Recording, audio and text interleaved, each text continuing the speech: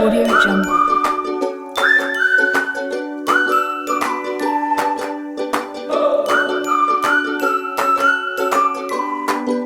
Audio Jungle.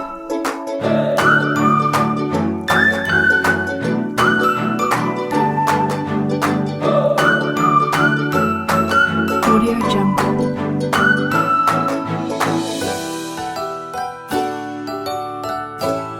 Hello, my name is Aiden Lowe.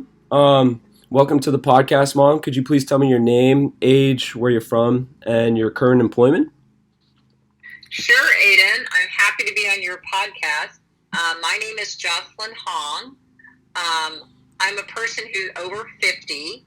I'm from Honolulu, Hawaii, which is where I went to school, public high school, and I went to school for college at the University of Colorado in Boulder, and I'm currently self-employed, working in the lobbying industry. So you say you're self-employed. Could you tell me a little bit more about that? Yes. I spent my life working for other people in practices, lobbying practices. I actually started in the U.S. Senate as a staffer working for John Glenn, the former astronaut and the first man to orbit the Earth, and he later became a senator. And then I worked in the House for a congressman from Ohio, and following that, I decided to open my own consulting firm, in which case, being a woman of color, the world in 1992 wasn't ready for a solo minority female proprietor when there weren't very many people of Asian descent on Capitol Hill anyways. So I ended up becoming I was my own lobbyist, I had my own firm, and then I went on to be a lobbyist for a larger company, which was mostly a lot of white men, and I was one of their first women hires at the VP level. It was 1994. It was the year of the woman. Patty Murray and Carol Moseley Braun had just been elected to the Senate, and they went to the Democratic founder of this lobbying shop, Dan Detko, and said, "You're supposed to be Democrats. Where are any of your women?" So one of their VPs went out and found me and actually said, "Oh, gee, you're a twofer. You're a minority and a woman."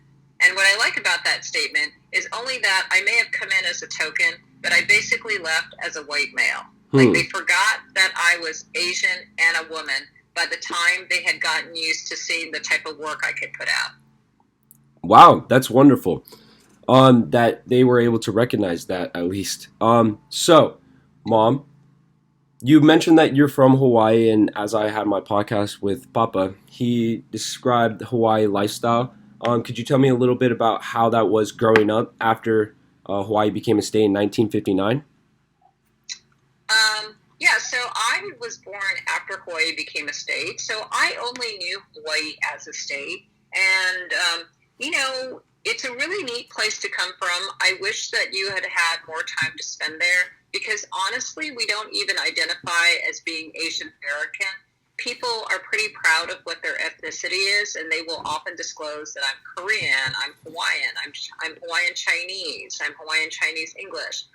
Most of our families, since we came in 1904, are not just of Korean ancestry, they are a blend. So at many of our family gatherings, you may have noticed that most people don't even look like us, because we have so many generations of intermarriages. And, you're a product of that. You're half Caucasian, you're half Korean. Mm-hmm.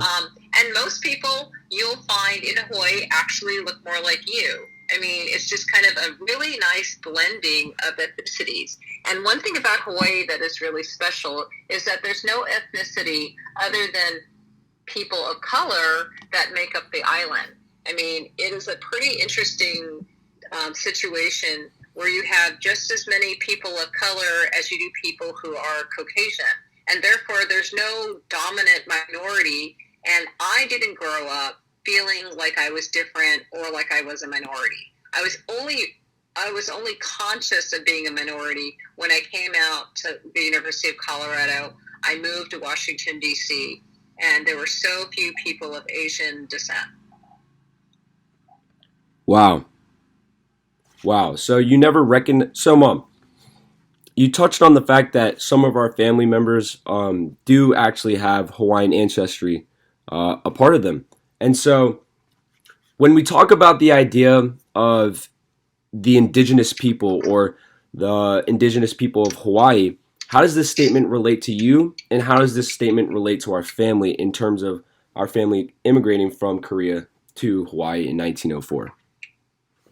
Well, our family strongly identifies as being people from Hawaii. I mean, when you've been here for 4 generations and the only language you speak is English and the only culture you know is English, and you've actually never been to Korea, and I've been to Korea one time, I don't connect as being really a Korean American. I mean, people describe me as a Korean American, but I really think of myself more as someone from Hawaii, a Korean who was born and raised in Hawaii, which makes me a local. And that's actually a really interesting term. We think of everybody who is born in Hawaii as a local, whether you're Haole, Caucasian, or whether you're Korean or Hawaiian and indigenous Chinese, or indigenous Hawaiian Chinese. People think of themselves as a local. And the term in Hawaii is called kama'aina.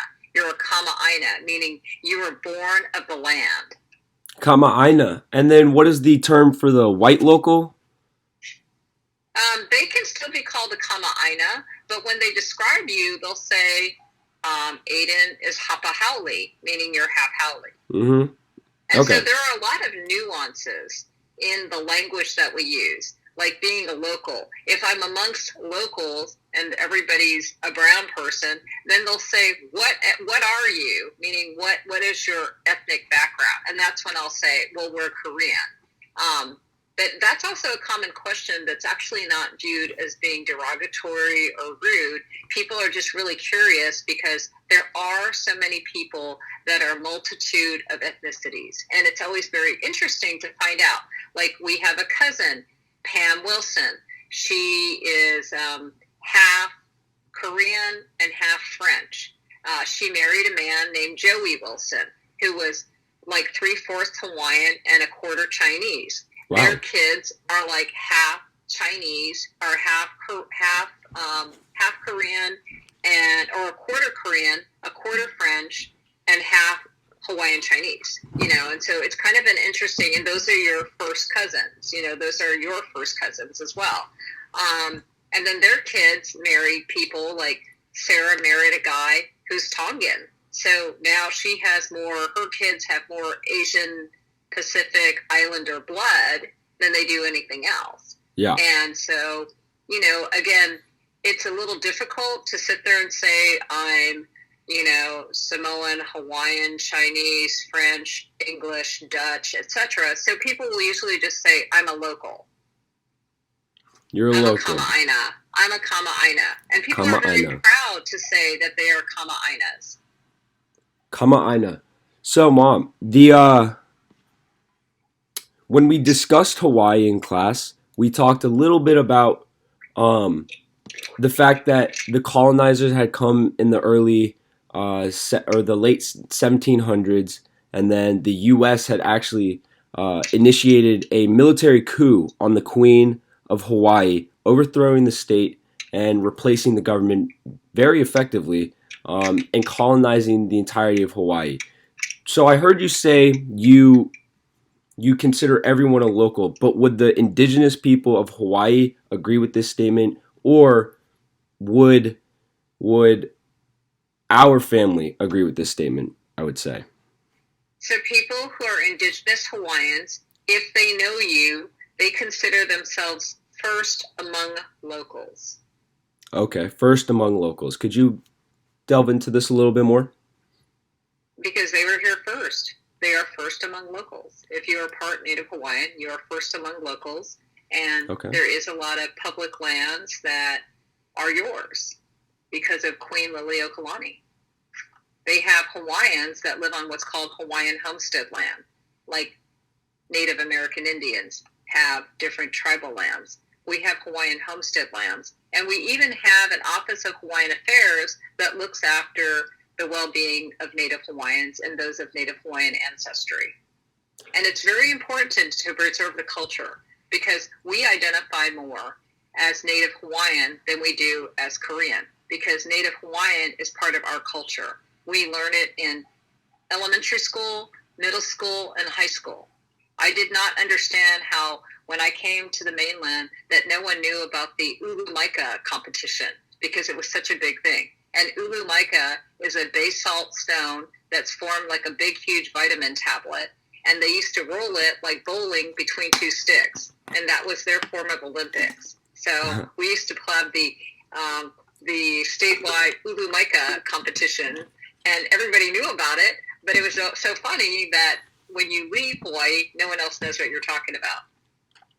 Just like we describe north, south, east, west, according to the ocean and the mountains, because we'll describe something as Mauka, meaning towards the mountains, and we'll describe something as Makai, meaning towards the ocean. And if you're from there, you know what people are talking about. And if you're not from there, you go, is that east, west, north, or south? Okay. So you touched a little bit on the Hawaiian state of affairs, right? Yes. So that includes, this might be a little bit of a segue now into the next topic of our podcast, which would be Asian American activism. Just a quick question. Do you know who Vincent Chin is? Yes, I do. Could you give me a little bit of a background on Vincent Chin for what you know? Yes. So Vincent Chin was part of the hate crimes legislation that became popular. He was he Lansing, Michigan, or Falls River, Massachusetts? I think he was Michigan. Michigan?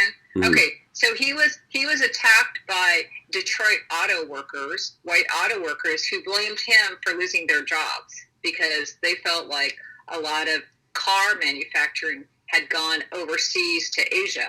And so he was attacked. There have been horrible hate crimes against Asians even now during this whole COVID-19 pandemic. And I have some studies from a professor in the metropolitan DC area who has shown that rise against violence and just general abuse of Asians walking on the street has increased exponentially due to people like President Trump calling it the Kung Flu virus, the China virus, the China flu. And it's resulted in some real serious crimes against people of Asian descent. There was a woman in New York who was in her 90s who was set on fire by two white teenagers, wow, blaming her for the pandemic. And so I have been working, I am the chair of a group called H Street Group. It's 140 Asian American lobbyists and government advocacy officials. And they sided with Congresswoman Grace Meng, who recently introduced and passed a resolution, HRES 908, which basically condemns any violence against Asian Americans during this COVID crisis due to, discrimination.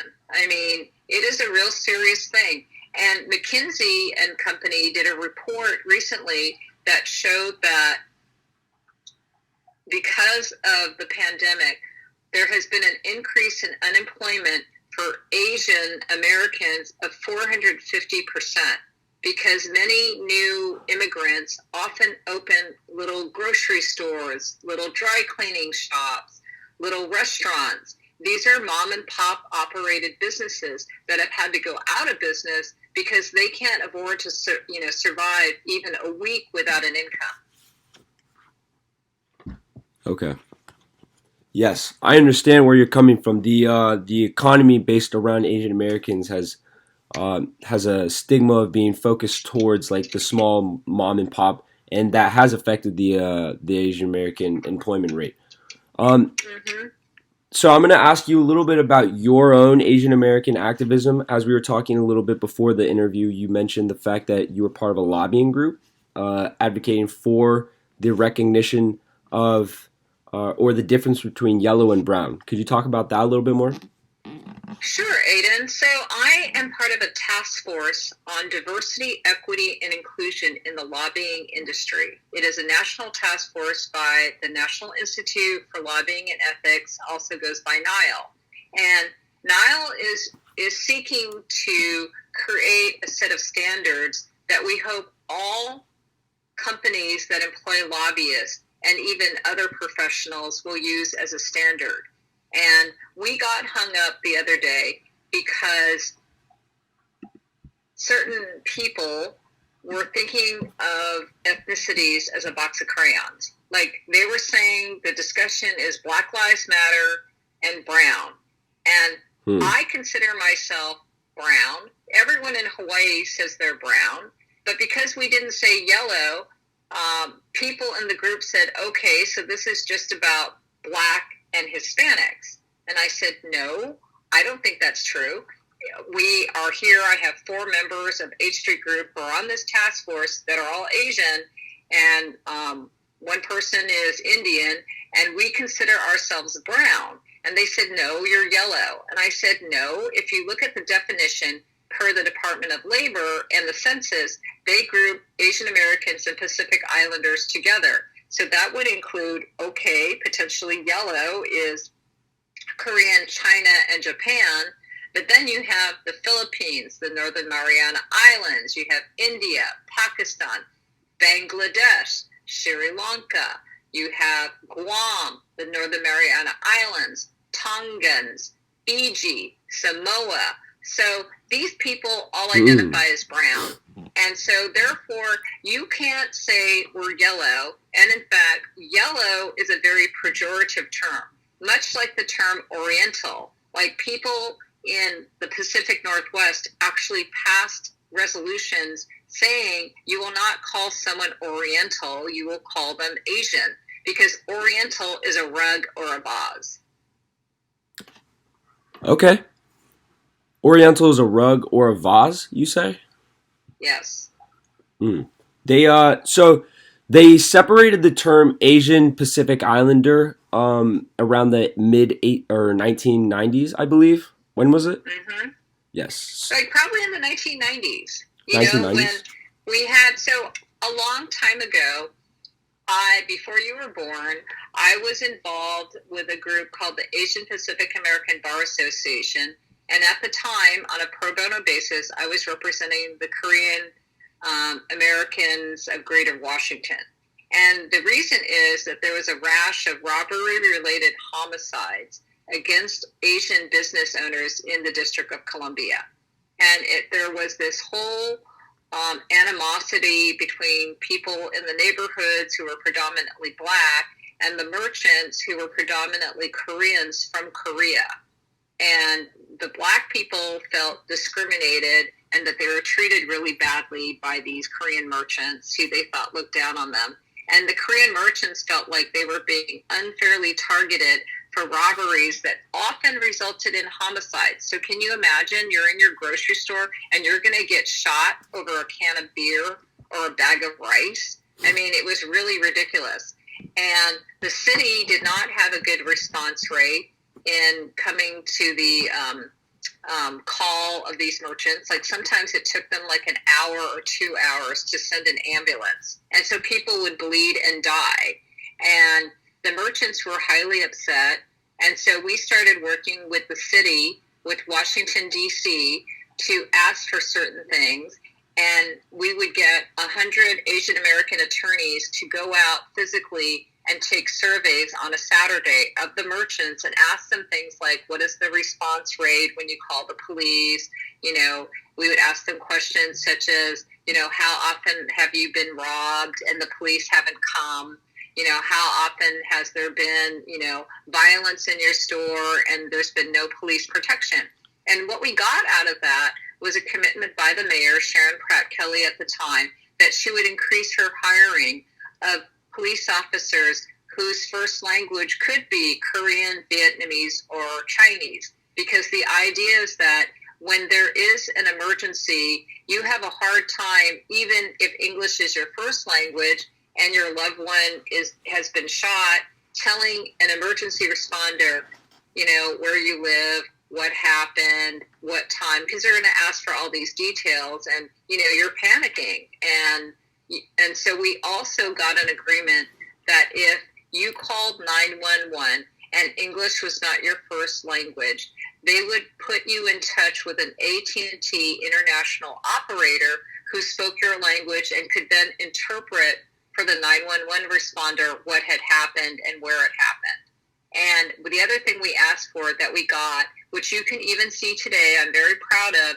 is the Asian Liaison Office in H Street, downtown.